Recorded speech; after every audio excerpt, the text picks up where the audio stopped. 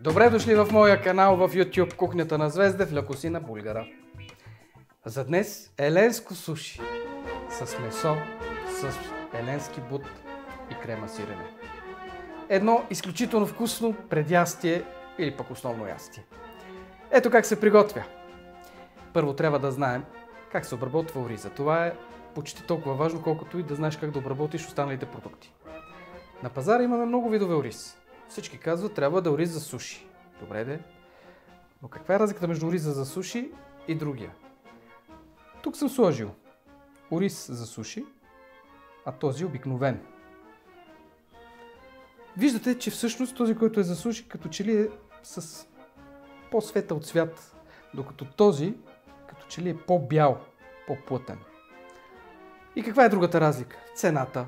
Този е 6,50, другия е 2,50. Защо ви ги показвам? Защото и с двата ориза суши остава много вкусно. Но безспорно, ако успеете да намерите оригиналния вариант, ще бъде по-добре. Като че ли структурата е съвсем различна на ориза с суши, отколкото този обикновения. Но не е болка за умиране. Това искам да кажа. Правил съм и двата варианта, винаги става вкусно, защото идеята е, че вкуса се постига с оцет, с захар, с соевия сос и с продукта, който използваме за суши. И сега, най-важното. Когато вземете ориза, той трябва да се измие 6-7 пъти, докато водата стане бистра. Това е много важно. Използваме ориза за суши и този ориз сега започвам да го мия, като всеки път сменям водата. Тя трябва да стане бистра. Това е много важно, за да се отмие нишестето. Взел съм си специален китайски съд за миене на ориз. Той се състои от ето тези два компонента. Може да видите млечната вода. След няколко измивания тя ще стане бистра. Така че енергично разбърквам, изплаквам, отсеждам и пак пълня с нова вода.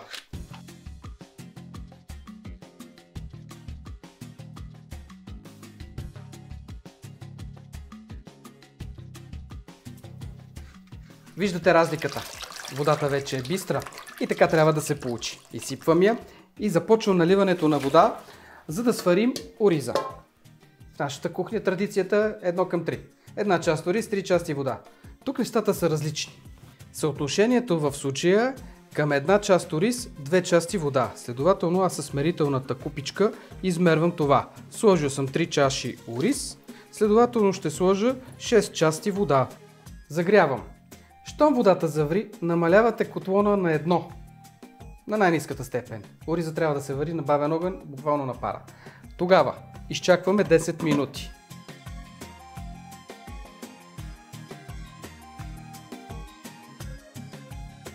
Водата изчезна, но оризът не е готов.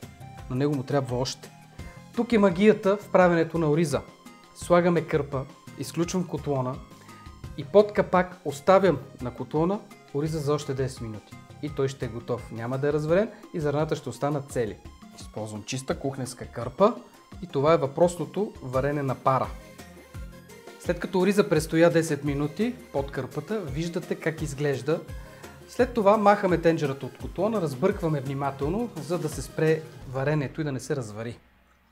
Оставяме го да изстине и след това ще го подправя. А сега най-важното за нашето суши – месото. Използваме свинско бонфиле. Само трябва да се махне ето тази ципа и белите ивици мазнина.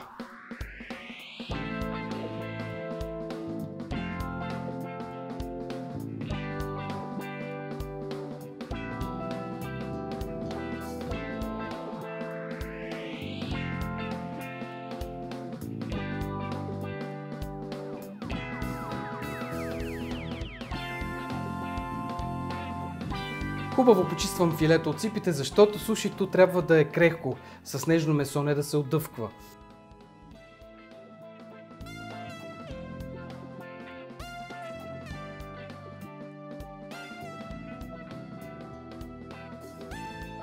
А сега за месото. То трябва да се нареже на медальончета, за да мога да ги мариновам. Затова, ето така напречно на мускулните влакна, нарязвам въпросните медальончета.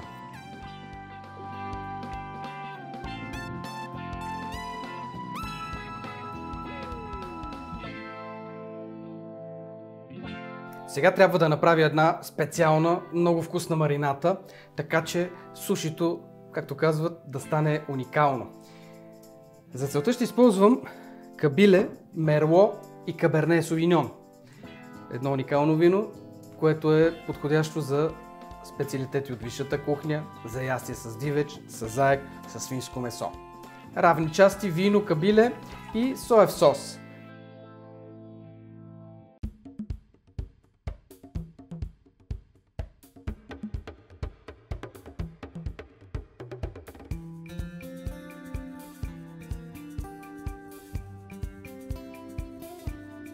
А сега трябва да отседя маринованото месо. Затова слагам късчетата тук, за да мога да ги отседя, иначе много ще пръскат. Трябва да ги запържим. Загрявам малко мазнина. На висока температура запържвам добре отседеното месо. Хубаво да не го препържвате, става сухо, жилаво, затова по-добре да е по-свежо и да е крехко.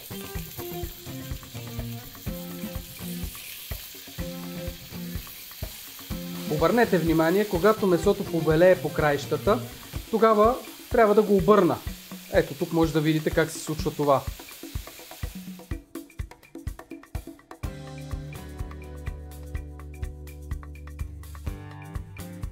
Оризът е прекрасен, готов е, а сега трябва да го подправя. Всеки майстор има своя любима комбинация от захар и оцет. Аз ще ви покажа моята. За половин килограм ориз аз слагам 4 супени лъжици захар и 8 супени лъжици оризов оцет. И пак искам да ви успокоя, че можете да сложите и ябълков оцет. Правил съм го и е ставало супер. Но оризовия оцет е оригиналният продукт. Във всеки супермаркет, почти, можете да намерите готова заливка за ориз за суши. Аз обаче предпочитам сам да контролирам подправянето, защото много държа на точните пропорции. Ето така, сипвам сега малко и обърквам. След това сипвам още малко и пак обърквам. И накрая останалата част.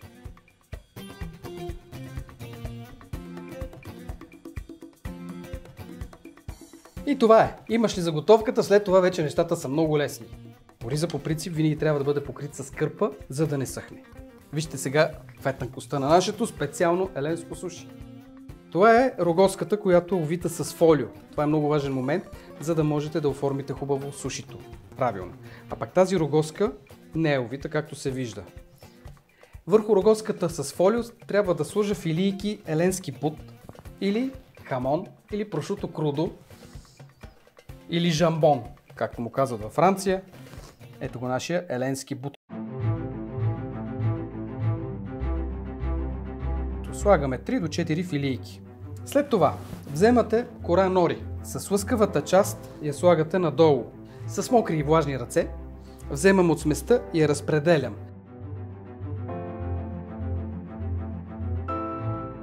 След като нанесох ориза, обръщам с тази част към нарязания еленски бут. Ето така, много лесно става. И вижте сега каква е последователността в подредбата. Вземам месо и го редя.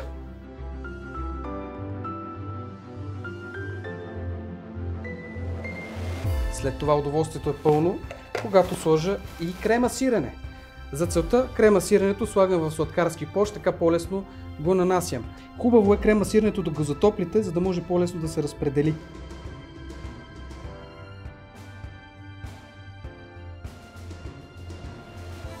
Ето тези движения са много важни, за да стегне ролото и да може да се нареже.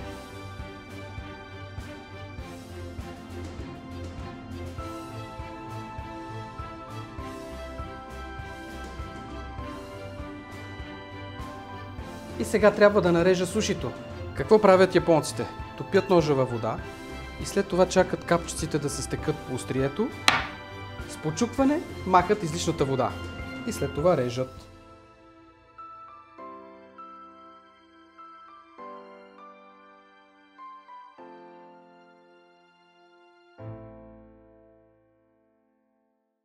Знаете ли, че марката вино Кабиле се произвежда от една от най-старите изби в Южна България, Вила Ямбол? Ще разпознаете марката по етикета, на който е изобразена богинята майка Кибела, закрилница на земите и лозята, първородна сила зад всяко вино.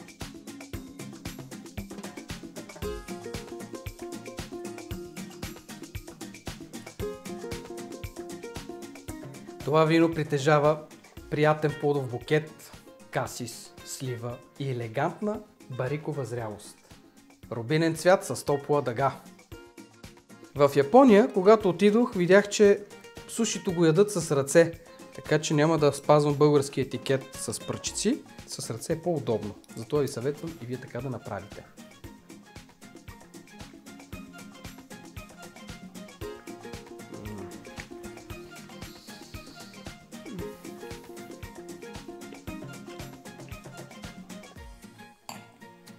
Перфектно! Това вино може да го намерите в Kaufland и Avanti. И каква е историята на моето суши? На празника на Еленския бут, на първото издание, направих боб скокъл. Скокъл от бут. Но няколко години по-късно бях поканен отново. И там чух, че има група японски туристи. Реших да направя нещо в техния стил. Българско свинско бонфиле, характерно за нашата страна, крема сирене, еленски бут и ориз. Получи се съвършенно. Тази рецепта ви я препоръчвам, постарайте се и ще изненадате всички на предстоящите празници, особено за имените дни, които се задават, или за Нова година. Ще блеснете и ще оберете овациите, гарантирам ви. Желая ви много здраве и късмет. До нови срещи в нашия канал. Довиждане!